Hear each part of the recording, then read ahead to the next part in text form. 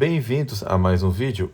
Eu gostaria de fazer aqui, novamente, uma leitura comentada de um artigo que demonstra que a Igreja é uma sociedade sobrenatural e por que é, escrita pelo padre John Giuseppe Murro, do Instituto Matrimonio Concili, da Itália, em que ele explica, nesse artigo, por que devemos considerar que a Igreja Católica Apostólica Romana, que é uma sociedade hierárquica, monárquica, governada pelo Sumo Pontífice, auxiliado pelo Espírito Santo, para ensinar e governar os fiéis, tá? Por meio do seu magistério infalível. É claro que essa igreja, fundada por nosso Senhor Jesus Cristo, é a Igreja Católica, né? E não nenhuma outra seita dissidente. Que fique claro. Então vamos ler esse artigo que é muito interessante e que convém, tá? E serve de complemento aos outros dois vídeos que eu gravei sobre a tentação, sobre a tentação oriental, é o nome de um dos artigos que eu li. Sobre a ortodoxia, entre aspas, oriental e sobre a infalibilidade, tá? Pois bem, vamos ler aqui o artigo. Nosso Senhor instituiu a Igreja Católica como uma sociedade hierárquica e monárquica, tá? Ou seja, uma sociedade com rei, dotada de um magistério autêntico e infalível para ensinar a verdade revelada e continuar a sua obra de redenção. É isso aí. Se quisermos conhecer mais a fundo as coisas da fé e nos perguntarmos qual é a natureza íntima da Igreja, a natureza de uma sociedade é determinada por seu fim ou bem social. Conhecer o fim da Igreja nos revelará a sua natureza íntima. Pois é, isso daí já começa bem. A Igreja tem um aspecto visível humano. Assim como nós temos corpo e alma. O Sumo Pontífice governa com o poder recebido de Deus e comanda os bispos, os fiéis, etc. A Igreja tem ainda o aspecto invisível e espiritual, assim como nós temos a alma, que é assistida por Deus no seu magistério infalível, santifica as almas por meio de sacramentos, etc. Jesus Cristo instituiu a Igreja com essas duas partes essenciais. Ambos são sobrenaturais, e isso se prova facilmente. E no que se refere ao aspecto invisível, é evidente. Ele é imediatamente ordenado à santificação das almas, dá as graças aos homens, ex opere operato. O aspecto visível é sobrenatural porque, embora sendo imediatamente ordenado ao governo da Igreja, ao estabelecer uma relação moral entre superior e inferior, os termos dessa relação são sobrenaturais. O superior comanda a Igreja pelo poder recebido de Deus. O inferior obedece pelo fato de ser, com o batismo, membro da Igreja. Além disso, com o fim último do governo é ainda sobrenatural, pois é ordenado indiretamente a salvação das almas, dar a graça aos homens ex operato. Para melhor explicar e provar essa seção, vejamos antes de tudo os erros que a ela se opõem, em seguida a doutrina da Igreja. Por fim, daremos uma prova de razão fundada na Sagrada Escritura. Aqui são os erros. Muitos consideram a Igreja como uma sociedade exclusivamente ou principalmente natural. Os protestantes em geral negam que os ministros da Igreja tenham o poder de santificar, de ensinar infalivelmente, principalmente isso, né? E de governar. Para os luteranos, Nosso Senhor teria confiado à Igreja tão somente o ministério de pregar o Evangelho. Deus daria santificação imediatamente a toda pessoa mediante a fé fiducial. Como eu coloquei no meu vídeo A Doutrina do Diabo, tá? Que é sobre a doutrina da solidificação de Lutero, que estará na descrição também. Os naturalistas e racionalistas recusam a ordem sobrenatural e aquilo que ultrapassa a força da razão. Consideram todas as coisas que parecem sobrenaturais ou inferiores às forças da natureza como belas invenções ou então tentam explicá-la de maneira natural. Outros, influenciados por certo césaropapismo, é preciso dizer de quem estamos falando aqui? É só olhar os comentários do outro vídeo lá. Considera a igreja como uma sociedade que tem um papel antes político que sobrenatural. É o que nós vemos no cisma grego e russo. Outros ainda não consideram que o lado jurídico da igreja depende do lado sobrenatural. Os modernistas dizem que os meios de salvação que a igreja afirma ter recebido de Jesus Cristo teriam origem humana, explicável por uma evolução natural. Até aqui estão todos os erros, né? É engraçado como os erros dos cismáticos orientais se assemelham muito aos dos modernistas, né? O ensinamento da igreja. O Concílio do Vaticano afirma que Deus instituiu a igreja para um fim sobrenatural, para tornar perene a obra da relação dos homens. O eterno pastor e guardião de nossas almas, Pedro 2,25, para perpetuar a obra salutar de salvação, decidiu edificar a Santa Igreja, na qual, como na casa de Deus, do Deus vivo, todos os fiéis fossem reunidos pelo vínculo de uma única fé e de uma única caridade. Do mesmo modo como ele enviou os apóstolos, que escolhera para si no mundo, João 15,19, assim como ele próprio havia sido enviado pelo Pai, João 20,21. Assim também quis que na sua igreja houvesse doutores e pastores até o fim do mundo. Mateus 28,20. Lembre-se, né? Ide e ensinai a todas as nações. Ele não disse leiai a Bíblia, tá? Ou coisa do tipo. Ide e ensinai a todas as nações. Os apóstolos foram enviados para ensinar a todas as nações. Não falou para nós lermos a Bíblia, tá? E claro, como os apóstolos não estão mais vivos, então fica a cargo dos seus sucessores, tá? Sob a jurisdição de Pedro. E no caso dos atuais, sob a jurisdição do sucessor de São Pedro. Se bem que hoje está complicado falar sobre isso, né? Mas vocês entenderam o que eu quis dizer. Pio IX põe em evidência as finalidades diversas da sociedade natural e da Igreja. Uma tem como fim assegurar a ordem pública e a outra a salvação das almas. A fé ensina e a razão humana demonstra que existe uma dupla ordem de coisas que é preciso distinguir na Terra dois poderes, o natural que provê à tranquilidade e aos negócios seculares da sociedade humana, o outro que tem uma origem sobrenatural, que preside a cidade de Deus, ou seja, a Igreja de Cristo, instituída por Deus para a paz e a salvação eterna das almas. Leão XIII ensina que as partes jurídicas da Igreja têm existência e valor se unidas e sob a dependência da vida sobrenatural. Abre aspas para Leão XIII.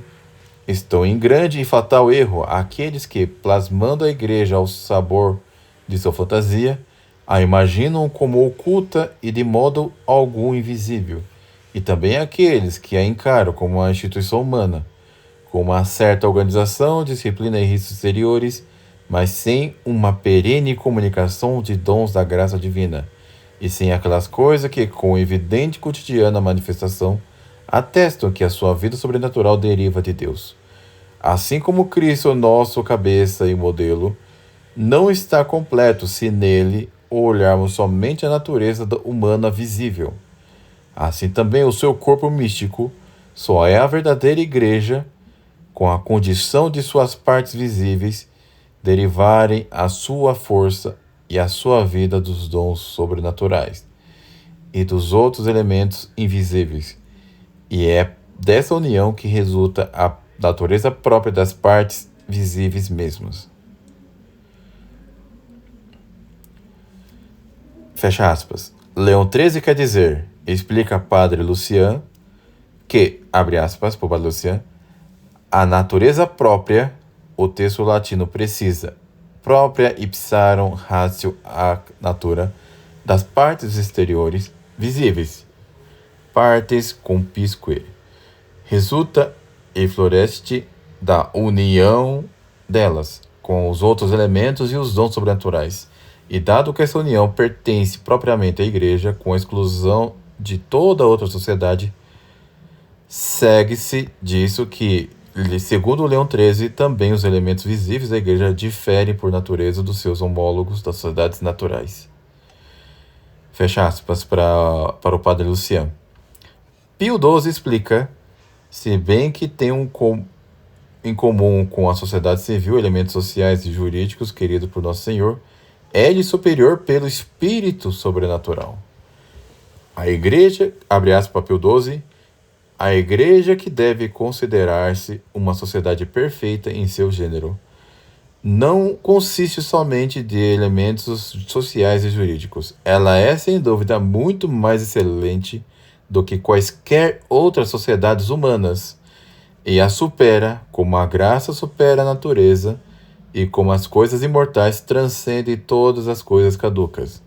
Certamente que as demais sociedades humanas, e especialmente a sociedade civil, devem ter tidas em não pouca conta, mas na ordem delas não estão todos os elementos da Igreja, assim como na parte material do nosso corpo mortal não está o homem todo.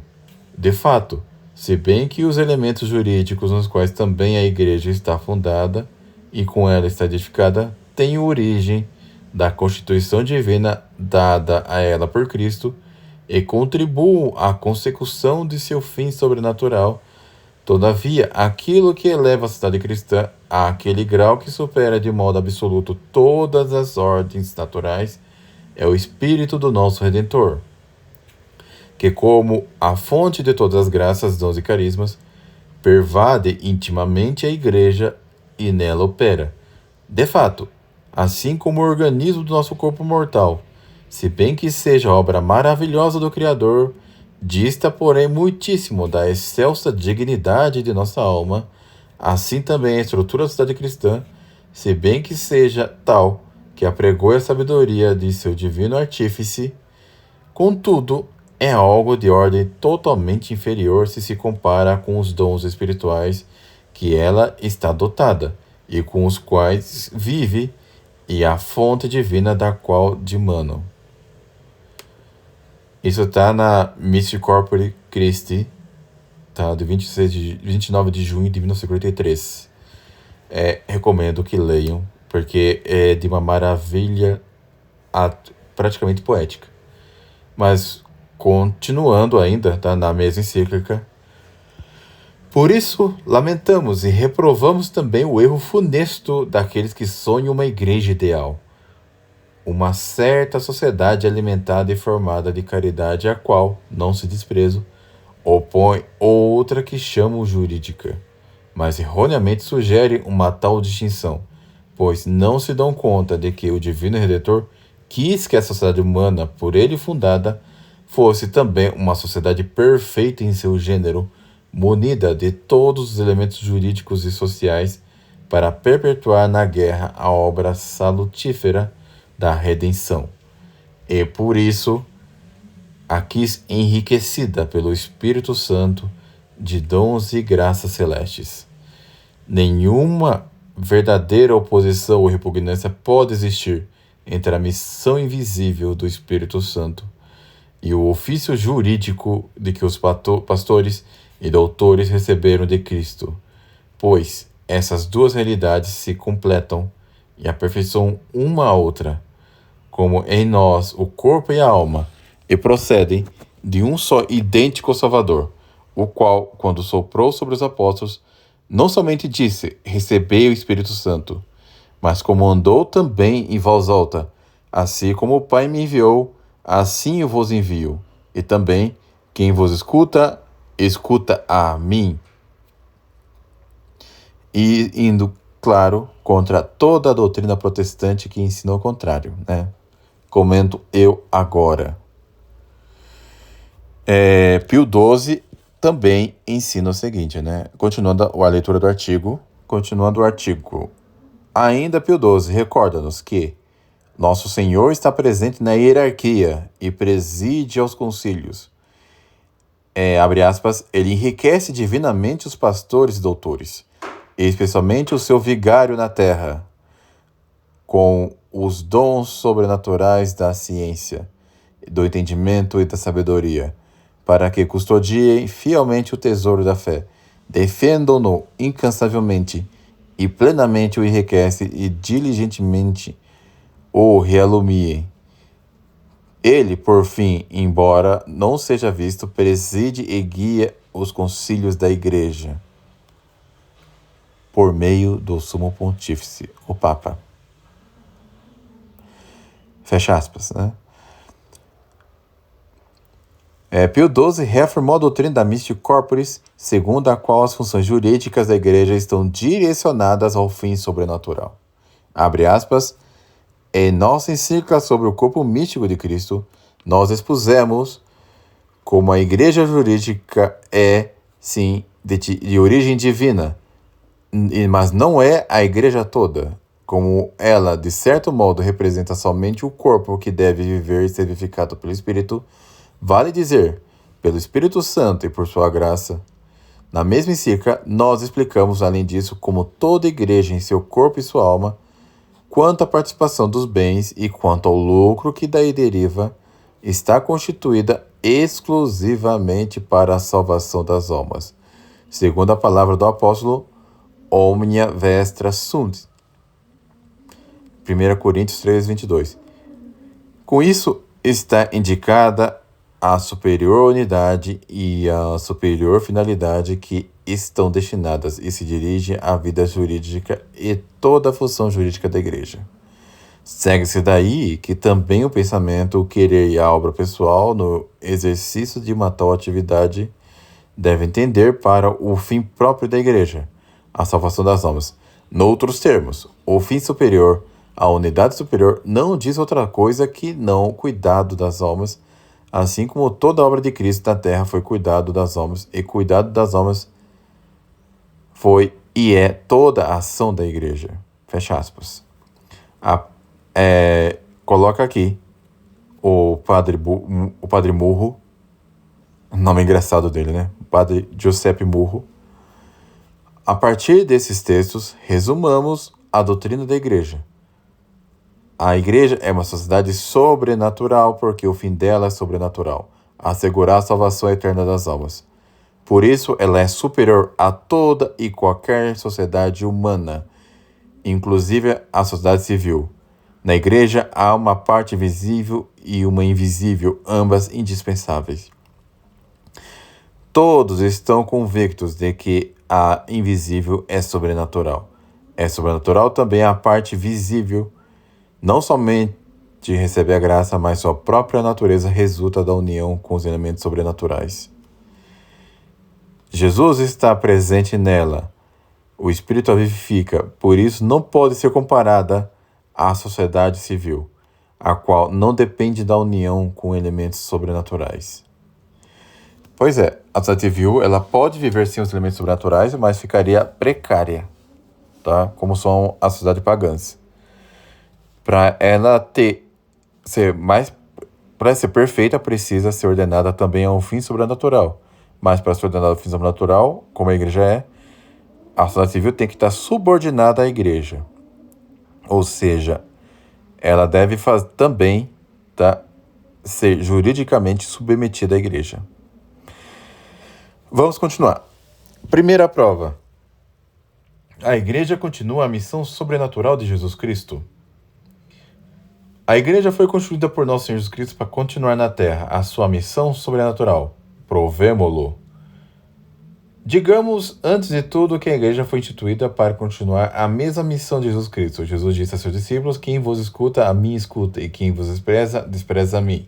E quem me despreza, despreza aquele que me enviou. Jesus instituiu um colégio de apóstolos, ao qual confiou a sua própria missão. Manifestei o teu nome aos homens que me confiastes. Agora conheceram que tudo aquilo que me deste vêm de ti, pois as palavras que me destes dei-as eu a eles, e eles as receberam e verdadeiramente conheceram que eu vim de ti, e, e creram que tu me enviastes.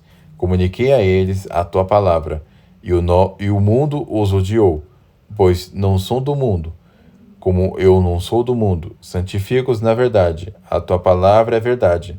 Como tu me enviastes ao mundo, assim eu os envio ao mundo. João 17, 6 a 17. E depois da ressurreição, Jesus confiou essa missão. Assim como meu Pai enviou, assim também os envio. João 20, 21. Continuando o artigo. Ora, o fim da missão que Cristo cumpriu é a santificação sobrenatural, ou seja, a salvação dos homens. Já o nome de Jesus indica a sua missão sobrenatural. Nele colocarei o nome de Jesus, porque libertará o seu povo dos pecados deles. Mateus 1, 21. Ele mesmo disse muitas vezes: o Filho do Homem veio buscar e salvar o que estava perdido. Lucas 19, 10. Desci do céu não para fazer a minha vontade, mas a vontade daquele que me enviou. Esta é a vontade do meu Pai que me enviou, e que todo aquele que conhece o Filho crê nele e tem a vida eterna. João 6, 38 e 40. Logo, o fim da igreja é a santificação sobrenatural, isso é, a santificação dos homens.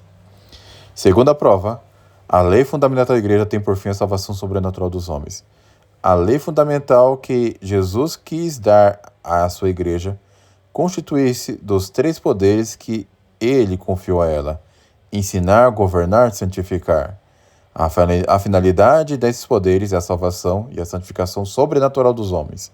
Logo, o fim da igreja é a salvação sobrenatural dos homens. A. O poder de ensinar tem como fim a salvação. Assim Jesus ordenou: pregai o evangelho a toda a criatura. Quem crer e for batizado será salvo. Quem, porém, não crer será condenado. Marcos 16, 15. A missão de ensinar, explica São Paulo, Romanos 10, 9 e 15, comporta a pregação. A pregação é necessária para que os homens creiam em Cristo e confessem e invoquem o seu nome. A confissão e invocação do nome de Cristo é necessária para obter a salvação, e por isso o poder de ensinar tem como fim a salvação dos homens. É isso aí, meus amigos. A doutrina é essencial para a salvação. Se tem a doutrina e vocês não creem nessa doutrina, tá? Porque a nossa religião também comporta um corpo de doutrinas. Quem não crê nesse corpo de doutrinas, em um único artigo que seja, a pessoa será condenada. B.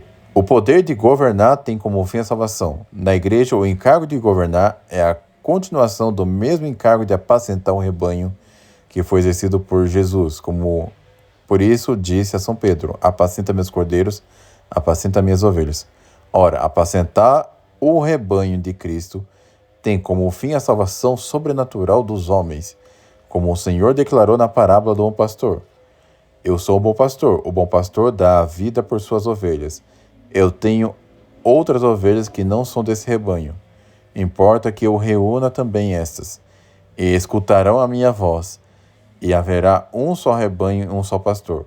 Mas vós, e só meus amigos, um só rebanho e um só pastor. Não é um rebanho de Moscou, não é um rebanho de Constantinopla, não é um rebanho de Alexandria, seja o que for. Tá? É um só rebanho. E o pastor é o vigário de Cristo. As minhas ovelhas, quem vos não credes, porque não sois o número das minhas ovelhas. As minhas ovelhas escutam a minha voz, e eu as conheço, e elas me seguem. Eu dou a elas a vida eterna, e não perecerão eternamente, e nenhuma me escapará das mãos. Logo, o fim de governar é a salvação e a santificação sobrenatural dos homens. C. O poder de santificar, como o próprio nome já diz, tem como fim a salvação. Não se trata realmente, como dizem os protestantes, da pura ação de pregar o evangelho, mas comporta o poder de dar a santificação, de modo que os ministros sejam verdadeiramente coadjutores de Deus por meio dos quais Cristo opera a salvação. Romanos 15, 15. O fim do batismo é fazer renascer do Espírito Santo. O da Crisma, de conferir os dons do Espírito Santo. O da Eucaristia é participar da vida celeste eterna pela qual os fiéis vivem de Cristo. O da penitência é a verdadeira remissão dos pecados. O da extremoção é aliviar e salvar o enfermo e remir seus pecados. O da ordem é conferir a graça e o poder de desempenhar o ministério evangélico. O do matrimônio é dar a graça com que os cônjuges possam imitar aquela união e aquela mútua direção com que Cristo uniu-se à igreja e ama. Logo, o fim do poder de santificar é a salvação e a santificação sobrenatural dos homens. Conclusão. Foi dito no início desse artigo, a dignidade dos meios deve ser considerada sobretudo em dependência do fim a que eles tendem. Ora, ficou provado que o fim da igreja é sobrenatural. Por isso devemos concluir que a igreja é uma sociedade sobrenatural. A igreja é uma sociedade divina por nascimento. Pelo fim e pelos meios ela é sobrenatural, diz Leão XIII. Toda vez que se fala da igreja, não se pode fazer abstração de seu aspecto sobrenatural. Quando se compara a sociedade civil, ou quando se pensa em seu aspecto jurídico e visível, esquecendo ou pondo de lado o aspecto sobrenatural, perde-se a justa concepção da igreja. É pela parte sobrenatural que ela é superior a toda e qualquer sociedade civil. É pela parte sobrenatural que o seu aspecto jurídico tem valor. Preteri-la seria um erro semelhante a quem considerasse no homem somente o corpo, embora esse também seja obra do Criador. Ele é inferior à alma, e sem ela não passaria de um cadáver sem vida. Assim, a parte jurídica da igreja, embora querida e instituída por Cristo mesmo, embora concorra para a salvação das almas, é animada pelo Espírito do Redentor, recebe força e a vida da parte sobrenatural, sem a qual, perdendo sua natureza própria, seria como um corpo sem alma. Aqui então, meus amigos, encerra-se o artigo. A igreja tem uma parte jurídica que é essencial para a salvação das almas, que são membros da igreja, tá? E o aspecto jurídico da igreja depende essencialmente também do vigário de Cristo, o monarca, o rei, tá? Que é o Papa. Sem o Papa, os bispos não podem ter jurisdição, tá? E eles não podem também se governar sozinhos. A jurisdição tem que passar pelo Papa, ainda que a fonte seja o próprio nosso Senhor Jesus Cristo. Ou vocês acham que a jurisdição vai passar automaticamente para os bispos assim, tá? Ou os patriarcas? Não passa. Pois bem, meus amigos, é o que tenho a dizer hoje, tá? A igreja é uma sociedade sobrenatural, e quando se fala de sociedade sobrenatural, estão falando da igreja católica apostólica romana, fora da qual ninguém se salva, como ensina o Concílio de Nicéia, tá? Toda e qualquer outra igreja não passam de seitas dissidentes. Ou nem isso, né? Seitas criadas do zero, como são as protestantes.